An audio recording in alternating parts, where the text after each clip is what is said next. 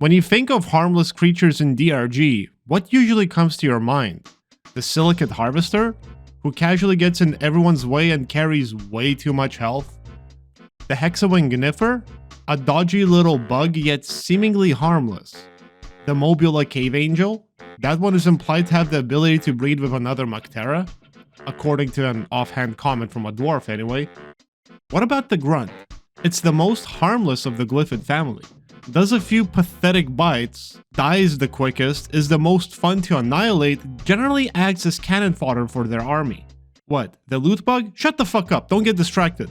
On top of all that, the Grunt, Guard, and Slasher can be easily brainwashed to fight for you and given a poorly spelled version of the name Steve, so the Grunt ends up paying the ultimate price. The moment you tame it, all the bugs turn against it. But it's fine. It's got brand new, ultra-powerful friends now, right? Well, dwarves aren't allowed to bring Steves back with them. It's not like it'll suddenly snap out of it and return to the Glyphids. Who even knows if the Glyphids accept Steves back into their pack? Especially after the Glyphids slaughtering Steves carried out for the dwarves. But for argument's sake, let's say that Steves are allowed back into the Glyphid family. Why would the dwarves want for their Steves to then breed with the others? Have you seen how tough Steves become? Would you want for all Glyphids to feel like bullet sponges? The answer is no, or so I think. And today, I will show you that Steves indeed get neutered. Here I got two screenshots, one of a Glyphid Grunt, and the other of the same Grunt becoming a Steve. Now, we'll have to zoom in for quite a bit. And as we're zooming in, I want you to think about the animation that plays when you recruit a Steve. I mean, like, really think about it. Doesn't it remind you of anything? Oh, hold that thought, because we finally zoomed in enough.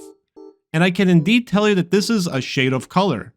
The color #B5A452 specifically. But wait, what's that? Oh, we are now through the looking glass. So, getting back to that animation I asked you to analyze, what's the first thing that comes to your mind when you see that hand gesture? I see bowel crushing. You could make the argument that bugs don't actually have traditional reproductive organs, and I'm gonna Google that right now. As it turns out, they do, kind of, not really, that doesn't matter. We don't have dog-sized spider and hybrid bugs either, so who knows how it works? Look, the point is, they obviously wouldn't want to depict actual bowel crushing for their dwarf game as to not increase the age rating. So instead we get the bowel crushing symbolism through the gesture. That also answers the question of how we can't tame larger Glyphids. Think about it. Well, maybe you don't want to think about how impossibly hard it would be to crush a Praetorian's balls. Now, I don't want to hear any of your phony baloney arguments like, the hand gesture actually symbolizes the dwarf gaining dominance over a Glyphid and becoming their master. Just wake the fuck up already. Alright, fine, I get it. You need more evidence. Never mind that when you return to the caves, you never find Steve of a bustling family ready to take your side again. To the doubters I say, I have one more piece of evidence to throw at you. Have you noticed how a tamed Glyphid changes appearance? It may be very subtle, but once you see it, you cannot unsee it. Here. Did you see that? Here it is again in slow motion. That's right. Right after you tame it, it starts glowing blue and has a bunch of little red particles floating above its head. Not only that, but it becomes significantly stronger and nearly immune to all attacks from the dwarves.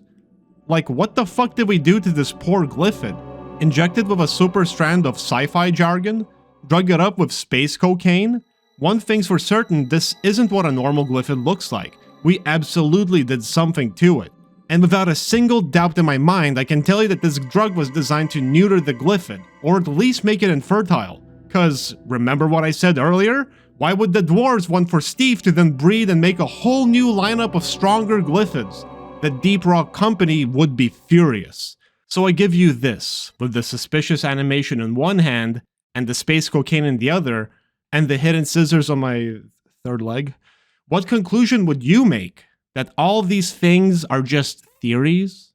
Fine, you got me. I didn't show a single piece of hard evidence so far. Even the scissors. I placed those scissors inside of that Glyphid. But at least I speak the truth. It was all based on forensic analysis. It's very complicated stuff, but the fact is, I know those scissors were there in the past. I fucking know it! And I refuse to leave it here. I am going to get a conclusive answer once and for all. Meaning I have to contact the developers themselves for answers and need to stop sounding crazy. Yeah, let's start with that.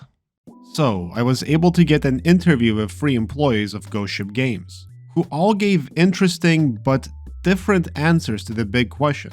Go figure, the one guy that could give the definitive answer didn't show up, huh? So, I warmed up the interview with a simple question of, who are they? I'm Jacob, and I do like stuff with people at Ghost Ship community and things. No, actually, officially, I'm just supposed to nerf guns, and that's it. Oh, that's your official? Okay, that's Yeah, weird. that's what I was hired to do. That's a real job. Okay, that's fine. My name is Tim, and I'm a game designer at Ghost Ship Games. And I've been working on DRG since season 3. And then it was time to strike. So the big question is going around right now: is Steve neutered? Not immediately, but I mean, eventually he would have to be because of the implications of that. Yeah, because if you leave Steve's in the caves, they might breed with the other glyphids and then make like this super strong glyphid strand of. I mean, who even knows how alien biology works? But just to be safe, he definitely should be. Yeah, who knows if like space cocaine can be transferred between other glyphids and all that through a breeding process? It could happen. Could happen, yeah. Here's a big question: is Steve neutered? No. Steve is not neutered, which, by the way, is why he has to be left behind on every mission. So you're telling me that the company would just let dwarves leave like these very strong glyphids to then breed with one another and make like the super tough strand of glyphids that are hard to kill? No, it's more about it's less about what happens down on Hoxes. It's more about what you want to prevent happening on the space rig. But I mean, wouldn't then the dwarves sometimes come back and have like these buffed up glyphid family just there, like making glyphids stronger, kind of, with this like weird space cocaine they put on them or whatever the fuck they do? I'm not at liberty to talk about space cocaine. Oh, okay. Okay, so I got a big question for you. Sure. Is Steve neutered? Yes, he is actually. The Beastmaster animation is actually a representation of the dwarf gelding a glyphid using his bare hands. Oh, that's interesting. I kind of arrived at the same conclusion, actually. So for this next question, I asked them to tab into my stream, for I was about to show something. I want you to tune into the stream I'll be putting up soon. I'm watching. Something to catch them off guard. Okay, so this is a neticide breeder, we know this guy as something that shoots like those eggs that where little other jellyfish things come out. What the fuck is this?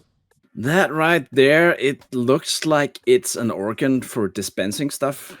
See, I'm not that particular well versed in alien biology, but that definitely looks like something that either picks stuff up or puts it down.